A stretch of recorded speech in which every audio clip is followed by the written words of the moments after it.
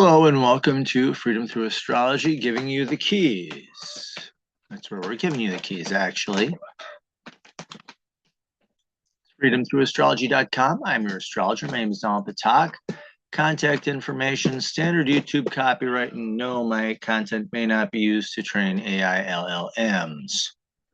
You're not going to pay me, you don't need it. Keys to the reading, because I do read astrology a little bit differently. I read constellation-based astrology, sometimes called true sidereal astrology. It's astrology by the visible sky because in ancient times, astrologers were astronomers. Tropical astrology fixed the signs to seasons back around 200 AD. Well, it's called precession of the equinox. Not only do the planets move, the constellations move very slowly. So I do honor that and respect that. So I'm reading the astrology as if I were an astronomer, where the planets in the sky really, and interpreting that. And when you're using the visible sky, there is a 13th sign between Scorpio and Sagittarius. It's a fucus. It's the sign of the wounded healer. It's a person holding a snake by the head and the tail. No, not a cat, which is why my finger's all taped up like this. A snake. Snake symbolizes knowledge. Um, Snake symbolizes knowledge. And when you add it by the head and the tail, it symbolizes control and use of knowledge. So ideally, according to the mythos, he used that knowledge to heal himself and then ideally heal others with similar wounds. So it's where you learn to heal yourself. I also use the natural size of the constellations because Mother Nature, divine, whatever you believe in its wisdom, made them all different sizes. There are astrologers who make them all the same cookie cutter pie slice size. But in the visible sky, Virgo, for example, is just under 50 degrees. Constellations such as Aries, Cancer, Libra, Scorpio, Fucus, individually, each one of them is less than 25 degrees. And this constellations vary in sizes. We'll leave it at that. And I use astrological midpoints instead of the IAU boundaries. Athens, Shementi, and others have noted that if you go into the borders really tight and you check the constellations around the borders, you can find constellation stars from one constellation over the border and at a different one. Makes no sense. So Athens Shementi developed his midpoint system. Looked at the zodiac belt, last bright star of constellation A, first bright star constellation B, what's the halfway point? And for the most part, it works pretty well. Keys to reading part 2. I interpret using what's called evolutionary astrology, which says your chart is a map of the lessons to learn and that you have freedom of choice. There's the high road and the low road. Take your pick. You are fated to face these transits. How you choose to work with them is up to you. This is the weekly edition, so these are universal lessons. So do have a little compassion on your fellow Earth travelers. Dates and times are based on the Eastern U.S. time zone. I'm operating within 1 degree of exact. Any more than that, I'd get overwhelmed. You'd be lost. When we look at this week's chart, you'll understand that better. The software I'm using is Capricorn by Prometheus. Now, this week is very incredibly busy, so I'm actually breaking it up into 3 chunks. I was hoping to get this recorded earlier in the week. There's some bug going around school, and I just got nailed by it, so I was not producing quality videos. So this is for the week of 18th to 24th. We do have the sun in Taurus. The moon is moving from Taurus through to Virgo. As of today, we are talking about it being in Cancer. This is Thursday, I think. Yes. Active planets. All the inner planets are active, Sun through Mars. Well, the Sun is not a planet, but they're all active. The inner planets and the Sun are all active. This reading is going to very much target Venus. Oops, let's go back one. I'm trying to use my doodle tool here. Still not getting used to using the wrong fingers on the mouse. The first reading targeted Mercury. This one is going to have very much a focus on Venus. The bulk of the transits are going to relate to Venus. So that'll be kind of the theme for today.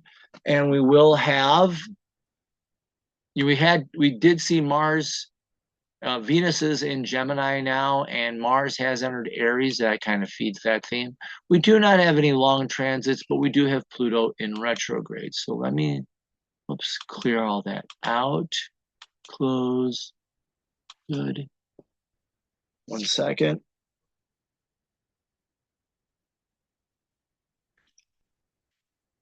Okay.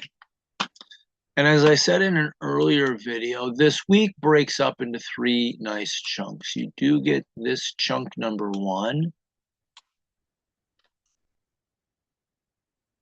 part 2, and then this third part here. And this first part here had a focus, very much of a focus on Mercury, but we did have the sign changes of Venus into Gemini and Mars into Aries, and I do have to write that up.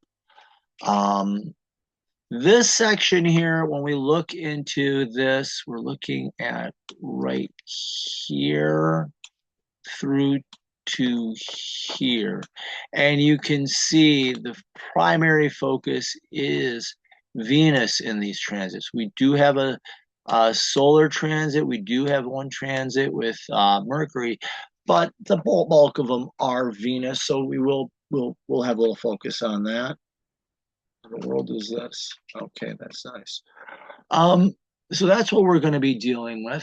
In this reading, we will also focus on this first quarter moon in Leo. I believe, yeah, I'm going to hit on that. That makes sense to go on to that one. Do I have that in my readings? No, I didn't put that in my readings. Nuts. Wait a minute, I have my notebook. I might wing that off my notebook. I'm sorry. But this is what we're dealing with. So we do have, so this second section here does have a primary focus on Venus. And this last section here has a focus on the sun and on Mars. So early in the week, learning communication. This middle chunk of the week, relationship. End of the week, core identity, learning courage. So those are 3 main themes of the transits that we will be dealing with. So let me clear all drawings. And then, okay, close this out. Escape. You can do it. There we go. Let's go back to here. There we go. And this is what I am looking for. Doodle, oops. Like I said, this has been a long week. I do apologize. And we're going to start right here. We do have, I do want to set the session with this, beginning with the moon in Cancer. From late Wednesday night, or into Wednesday, actually. The moon did move into Cancer. I can't remember whether it was morning or afternoon, or AM or PM. But we do have the moon in Cancer. Time to be gentle with yourself. Practice self-care, especially those of us who are getting over this bug that's going around. So being open to rest, open to healers, those who can help you. So emotionally, it's been a long week. Take time to rest. You deserve it. And we do have the long Memorial Day weekend here in the United States. The shadow here is be careful becoming defensive, snippy, or even trying to hide away and be invisible. It is a time for healing, so do embrace that. So that's where we're beginning with our lunar energy. We do have the sun in Taurus, learning to be at peace with yourself. How are my kittens? Are crazy. Actually, no, it's gonna do that. So let me close this out. All right. Now our first transit here is, let me see if I can make this bigger so we can actually see it. Yeah, it's being a little wonky. There we go. I would try to be doing those individual slides, but like I'm operating without my middle finger and my index finger. My index finger took a bad bite from a cat on the knuckle, and in fact, I had to go get surgery on it. So So we do have Venus in Gemini squaring Neptune in Pisces. Now, central to this is that square. When people hear squares, they think of difficulty. A square is a challenge whose intention is to strengthen you. Okay, so let's start with, we do have the Venus in Gemini. Venus is Gemini is learning about relationships, developing those relationship skills, specifically learning and communication. And I would say focus on paying attention to others and what they are saying. Learn to listen to others. And the challenge, let's see, hold on a second. And when you're getting with Venus, not Venus, I'm sorry, Neptune in Pisces, the great lesson of Neptune in Pisces is don't do anything, be there. So I would say here the challenge when you're dealing with learning, the challenge here is to learn to be present with others. Very much learning to be present with others, learning about them, asking questions. Let's see, and to be present and in the moment with them. And that's the challenge. And as you work through that, come on, buddy. Which cat is this? Okay, this is Silky.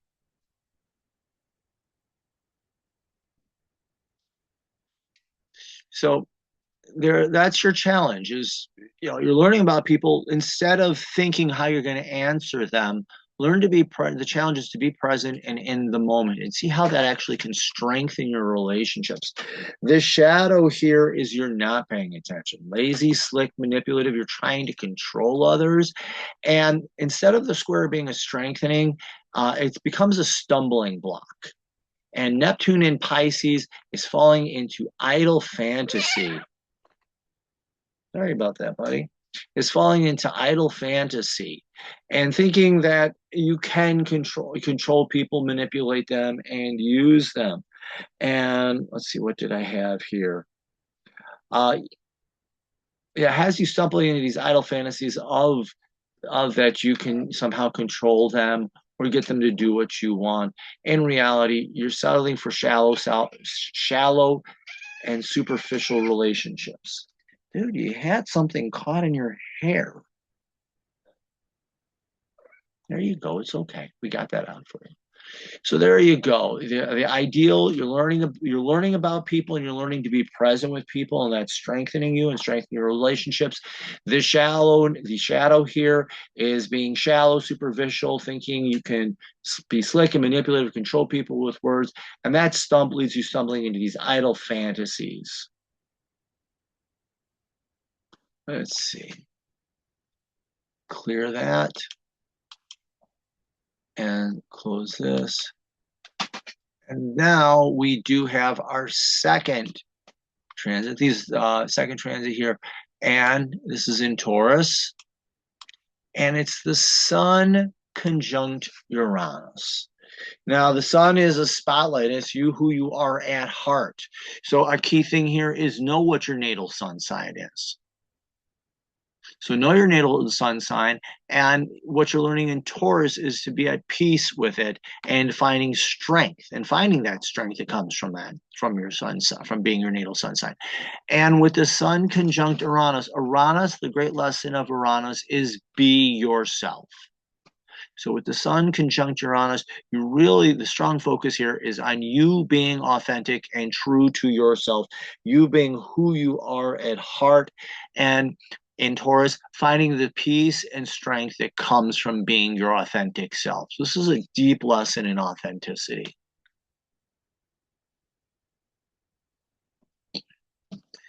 The shadow here, the Sun is that out of control ego. There's a healthy ego and there's the unhealthy ego. In the shadow, we're dealing with the unhealthy ego. And this is that star that burns too bright. We all know those people who, hey, everyone, I just stepped in the room, look at me. There's the other side too. There's that person who doesn't want to be seen, tries to hide away all the time. And there is legitimate shyness. I'm not criticizing that. or being, if you're legitimately shy, that's your personality. That's fine. It's that person who tries to hide away who they are and not wanting to be seen at all. I know I work in a school and I have some students that are shy, but man, when I get a chance to sit down and talk with them and you get to know them, they're really amazing people. So this is learning to be authentic and true to yourself and finding the peace, that strength that comes with it. The shadow is getting caught up in a false identity and you not being who you are, going for the lazy way out, or being that the other shadow of Taurus. People don't talk about this. I worked on a farm for many years. I still live out in the country and I love it. Yeah, the bull can be lazy, but like I said, I worked on a farm. And when you had a bull loose and it was running around and bucking, you ran for your life. Those animals weigh a ton. It can also be the bull in the china shop. And when you had that out of control ego, trying to be someone that it's not, with the attitude of a bull in a china shop, there's a lot of destruction and damage that can be done. Clear that out. Ouch. Close this out. Thank you for your patience. Our next sign. Okay. Actually, I'm gonna bump it like this, and then I'm gonna do my reading just a little bit different. I'm gonna talk about they're a little out of sync, but they do happen. Here we have the South Node in Leo, the North Node in Aquarius, and they're always in opposition to each other. And where is Venus? Here we go. And we do have the Venus in Gemini. We have a sextile to the, that's ugly looking.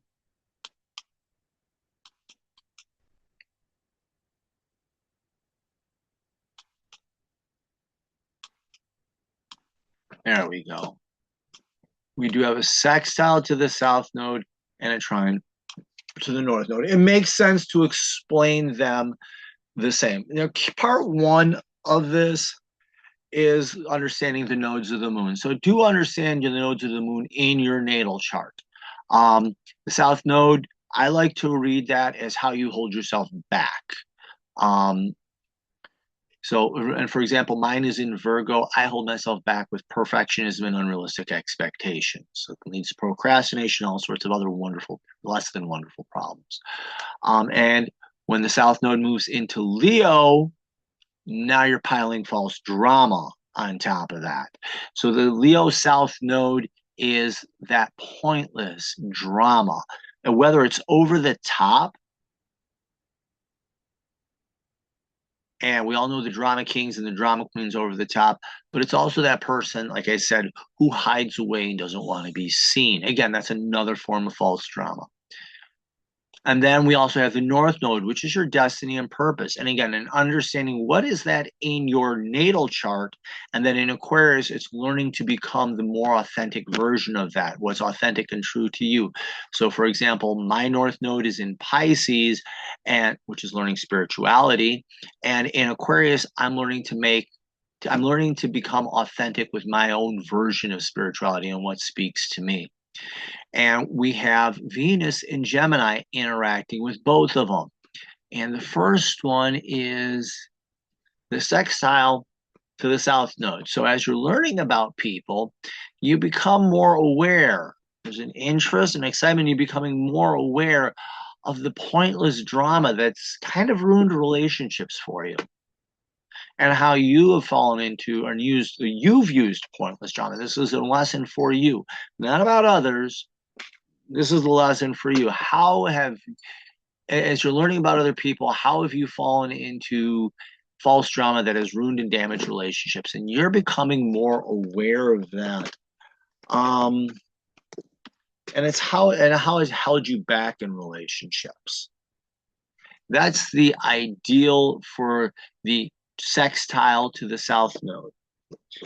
trining the North Node, as you're learning about others, it creates an interest, or not an interest, it helps to support your becoming more authentic in your life's destiny and purpose.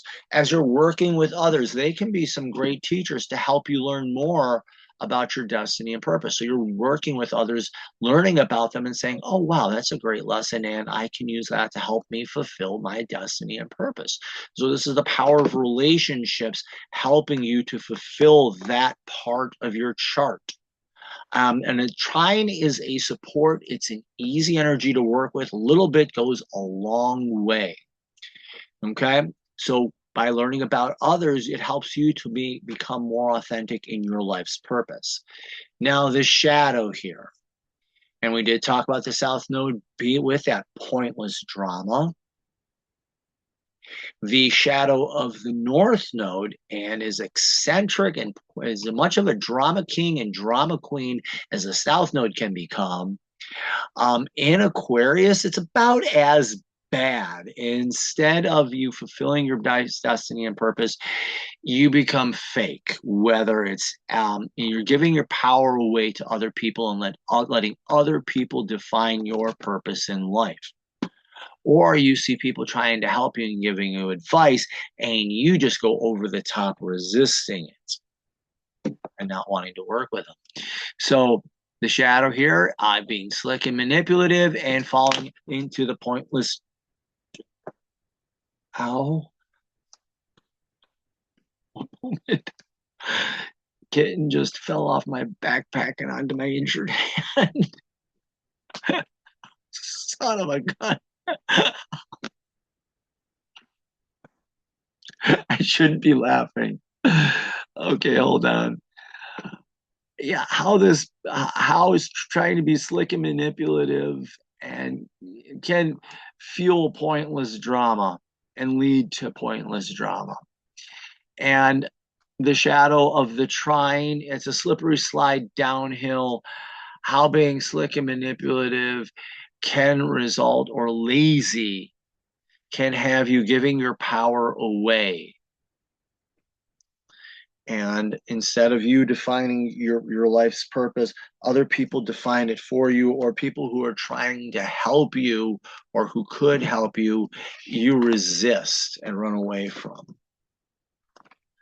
I wouldn't think that a kitten, as light as they are, could hurt that bad falling. Ouch. Okay. And the last thing we have here, our final transit, is, where is he? He's right here. Okay. I need my, yeah. Whoops.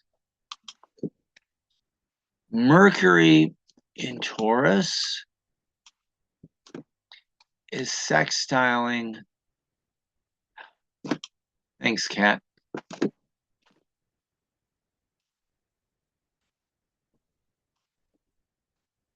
Again, it's an interest. God. Okay, Kat's walking on my arm is probably not a good idea. There we go. We said the sextile was an interest, maybe an excitement. So Mercury in Taurus, learning to mentally calm yourself down and chill out.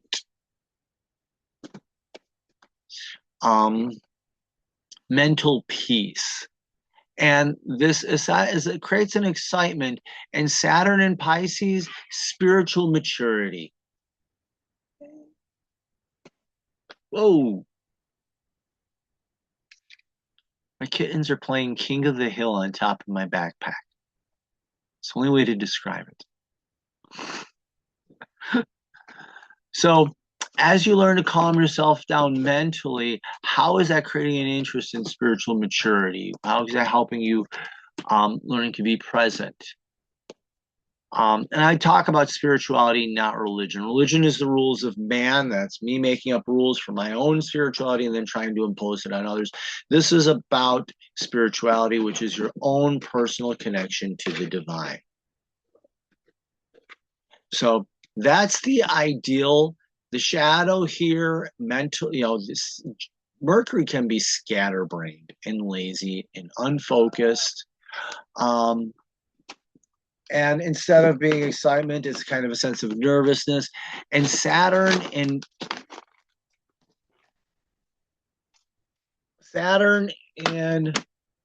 Pisces can be a bit of a spiritual control freak. I sometimes call it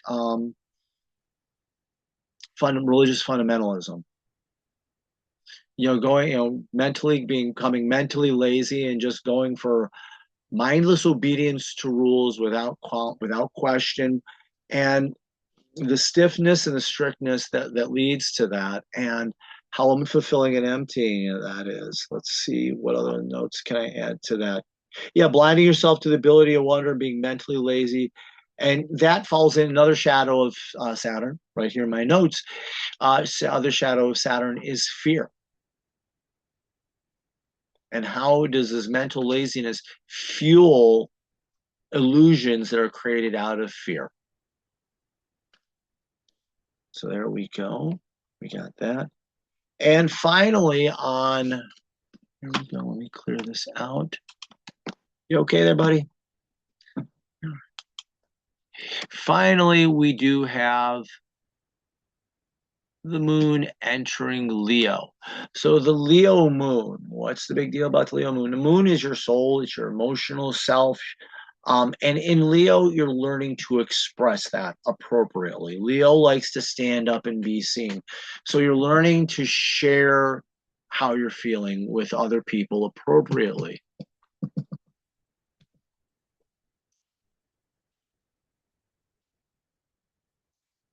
So it's learning to share your what you're feeling and inside publicly, and it's being appreciated for it as well.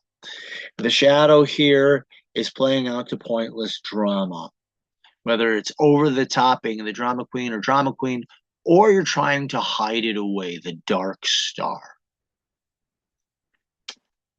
Okay, and very early on Saturday morning, it is 6:50 a.m. We will have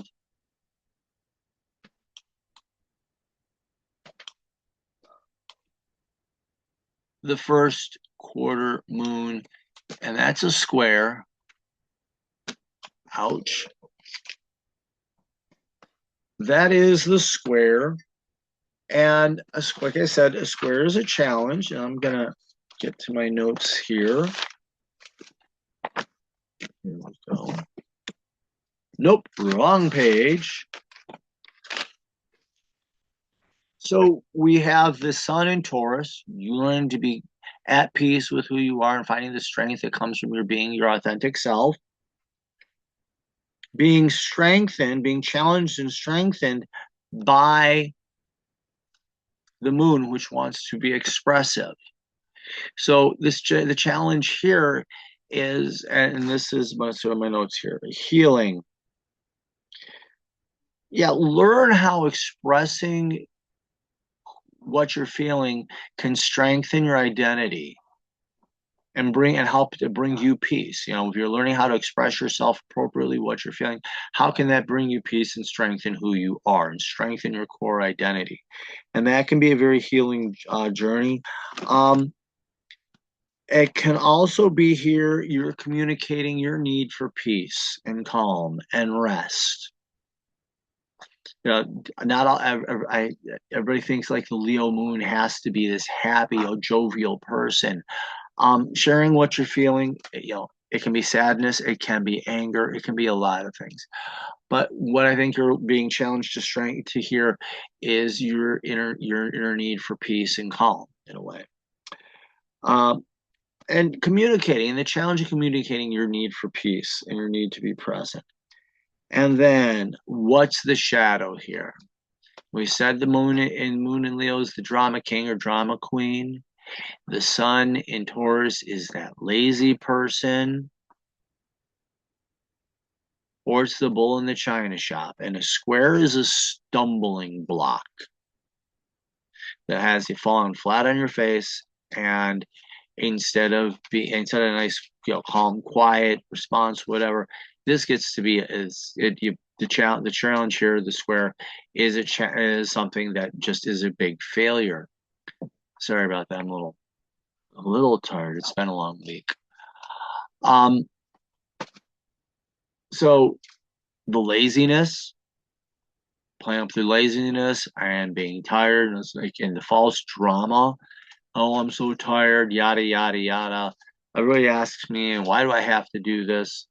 Or that explosive anger comes out. And it's a stumbling block that fuels bigger problems, and it can leave you stuck in an emotional rut, whether it's that lazy person or it's the angry bull. Either which way, you stumble, you fall, you get stuck in a rut. And instead of what do I have here for my notes? Leo, here you're not pouring into the crowd, you're alienating the crowd, and you're driving, it could be potentially driving people away and angering them. So that's what we covered today. I'll probably still include the, there we go. So that was part 2, and that gets us up to here. So our next readings will be this. Hold on a second, let me close this out. Our next readings will be these right here, and we will end out the week. And as you can see, this weekend is going to be all my doodle tool. There we go. This is all Martian energy and solar energy. So a lot of fire energy here. Again, we're still dealing with the node. We're dealing with a lot of nodal energies.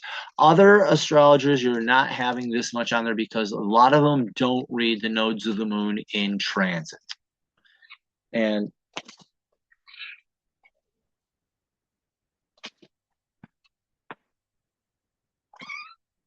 did you ever hear a kitten swear? I think that's what that was.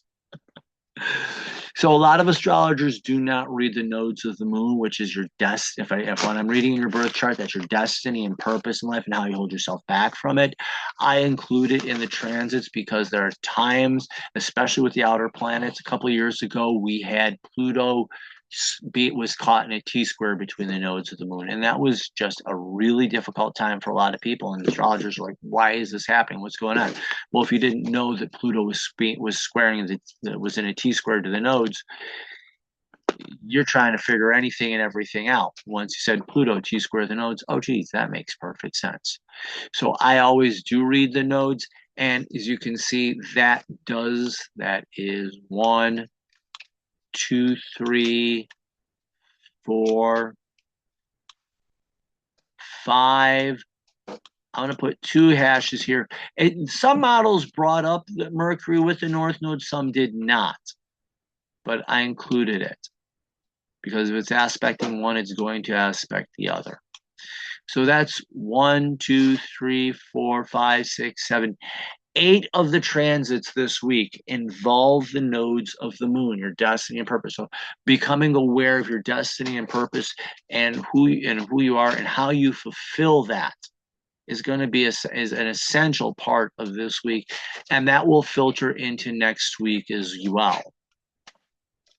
So there we go. Let me clear this out.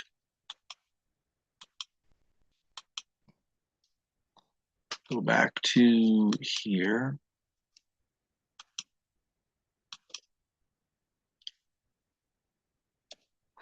So this will be your next reading there.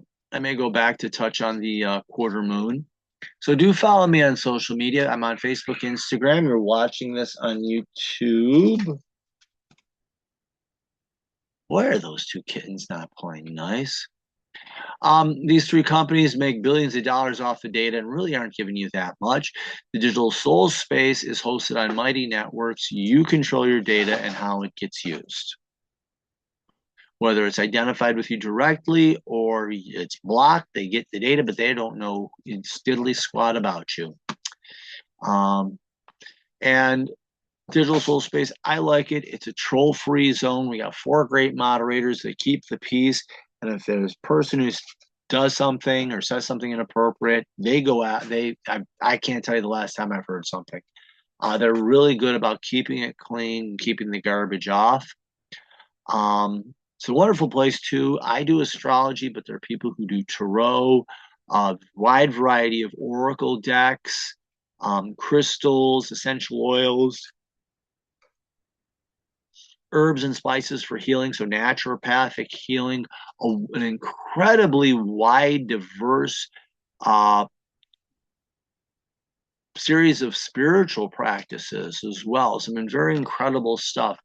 There is a free version and a paid version. Free version gets you limited access. Paid version gets you full access. 100% of the money that is used for the paid version goes to pay for the site. The moderators volunteer their time, and Michael Robert, who is the webmaster, volunteers his time to keep the site up. All the money that comes in goes to pay for the website, the hosting, and everything else. These groups here, they pay for your you free access to them because of advertising, and they sell your data off. I do offer readings if you want to see how your chart changes from tropical to true sidereal, the quick 6 at 6 key points. I do read the birth or natal chart, which in evolutionary astrology is the end all goal of your life. So it's who you came here to become. Learn these lessons. And then karmic or past life reading. If you believe in karma from past lives, I can tell you about who you were in a past life, and then how you're experiencing the trauma from a previous life in this lifetime, how it shows up, and then how you can heal it. Knowing that you have a wound, great. Knowing how to heal it, better. So, and then I do horoscopes 1 year, any 12 months in a row, any 3 months in a row, or any month. And that can be new moon to new moon or first of the month to the last of the month. And I do have some packages that combine these different readings together. So do like, follow, share, sign up for the newsletter. If you do go on the website, you get a pop-up. Just give me an email address. You get a once-a-week newsletter with all the information.